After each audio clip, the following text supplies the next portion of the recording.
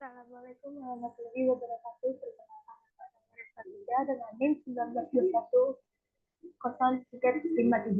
dari kelas 19 a 11. Di sini saya akan mempresentasikan tugas dosen Indonesia yaitu hidup mandiri 2 dengan judul peran pendidikan dalam membangun kesadaran wajib pajak. Yaitu pajak merupakan sumber utama penerimaan negara yang penting untuk membangun ekonomi. Namun, rendahnya kepatuhan wajib pajak menjadi kendala utama. Pendidikan pajak berperan strategis dalam meningkatkan kesadaran dan kepatuhan wajib pajak melalui pemahaman wajib pajak dan partisipasi aktif masyarakat. Artikel ini mengulas bagaimana pendidikan pajak, baik formal maupun digital, dapat menumbuhkan sikap bertanggung jawab dan kesadaran pajak yang berkelanjutan demi membangun sosioekonomi negara. Metode penelitian dan data pendukung, yaitu metode penelitiannya penelitian menggunakan pendekatan kualitatif, deskripsi dengan data dari jurnal nasional dan internasional terindeks antara 2019 antara tahun 2019 sampai 2024. Yang kedua, fokus analisis. Menganalisis hubungan antara pajak, pengaturan pajak, dan kepatuhan wajib pajak. Hasil studi, yaitu pendidikan pajak non-formal dan sosialisasi berkontribusi signifikan meningkatkan kesadaran dan kepatuhan wajib pajak. Peran pendidikan wajib pajak dalam meningkatkan kesadaran, yaitu ada tiga: pendidikan formal dan non-formal, penggunaan media digital, pengaruh pengetahuan pajak. Yang pertama, pendidikan formal dan non-formal itu membentuk sikap dan pemahaman masyarakat terhadap wajib pajak secara bertahap. Yang kedua, penggunaan media digital. Platform digital seperti e-learning dan media sosial efektif menjangkau generasi muda dan meningkatkan pemahaman pajak. Yang ketiga, pengaruh pengetahuan pajak. Pengetahuan yang baik dan mendorong kepatuhan sukarela dan kesadaran pajak yang lebih tinggi.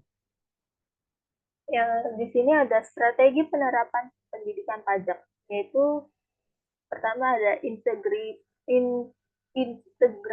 kurikulum, sosialisasi digital, pelatihan, dan seminar. Integrasi kurikulum yaitu materi perpajakan dimasukkan ke dalam pelajaran mulai dari tingkat dasar hingga perguruan tinggi. Yang kedua, sosialisasi digital. Penggunaan aplikasi, webinar, dan media sosial untuk menjangkau dan mendidik wajib pajak mudah. Yang ketiga ada pelatihan dan seminar. DJP memperluas program pelatihan untuk meningkatkan pemahaman dan kepatuhan wajib pajak. Di sini ada dampak pendidikan pajak pada kepatuhan wajib pajak, yaitu pertama ada meningkatkan pengetahuan dasar, membangun sikap positif, meningkatkan kepatuhan sukarela, dan mendorong partisipasi aktif. Yang pertama ada wajib pajak memahami sistem, jenis, dan manfaat pajak bagi pembangunan negara. Yang kedua ada membangun sikap positif, mengubah pandangan negatif menjadi kepercayaan dan dukungan terhadap otoritas pajak. Yang ketiga ada meningkatkan kepatuhan sukarela. Wajib pajak yang paham prosedur cenderung patuh tanpa paksaan. Yang keempat atau yang terakhir, mendorong partisipasi aktif. Masyarakat berperan aktif dalam mendukung kebijakan pajak yang adil dan transparan. Di sini ada faktor-faktor yang mempengaruhi kesadaran pajak. Yang pertama ada pengetahuan pajak, yang kedua media digital, yang ketiga faktor lingkungan. Di sini ada pengetahuan pajak. Pengetahuan pajak sendiri memiliki pengaruh signifikan terhadap kesadaran dan kepatuhan wajib pajak. Media digital mempermudah akses informasi dan edukasi pajak terutama bagi generasi muda. Yang ketiga itu ada faktor lingkungan. Tempat kerja dekat kantor pajak meningkatkan kesadaran tanggung jawab pajak.